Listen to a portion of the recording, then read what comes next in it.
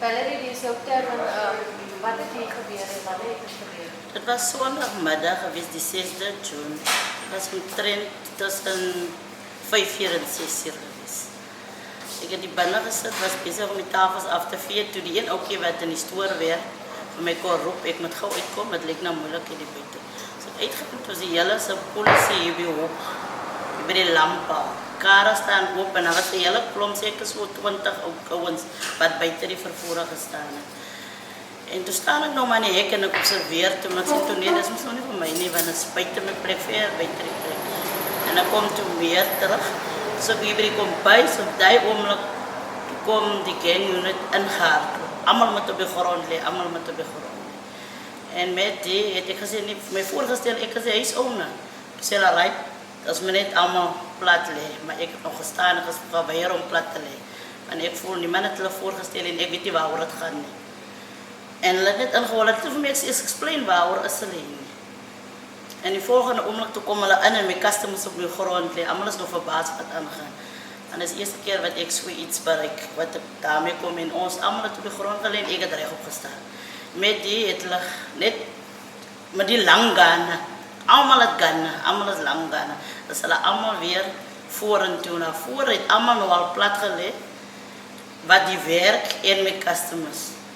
En toen greep je ook in die hek, een policeman en een haarklop in huis. En met die wat in die huis en haarklop zo in mijn kamer en die een ook begin zo op mijn camera's te krap, begin zo te krap op mijn camera's. En hij vraagt me waar ze hardrive van hierdie camera's. Ik zei nee, ik weet niet. Als hij goed neer, raak die kasten op en hij trekt zo met die draden uit.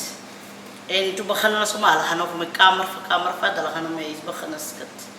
Vraag waar gaan het? Ze zeggen nee, is klomp gangsters die buiten mijn plek. Ik zeg nee, maar ik heb die gangsters, niks gangsters in mijn plek.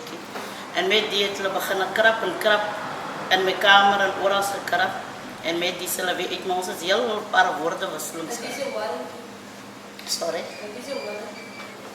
En hulle was toen bezig en met die, hulle het die search warrants gehad, maar ik heb het gevoel dat ik niks om weg te steken, zo kom kan ik geven, ik heb niks te doen nie. En hulle het toe gekrap in my huis en toe phone ik mijn man, dadelijk. En mijn man het die phone, had ik die phone op loudspeaker, so zei, wat zoek hulle in sy huis? Ze zei, ja, maar vermoed, die scans en die gangsters die buiten. Ze zei, mijn man, hulle beter nou uit die plek het gaan. Ik word altijd na die DVD, hulle die recording ding uitgehaal uit die DVD uit. Want ik zie toen jullie die ding.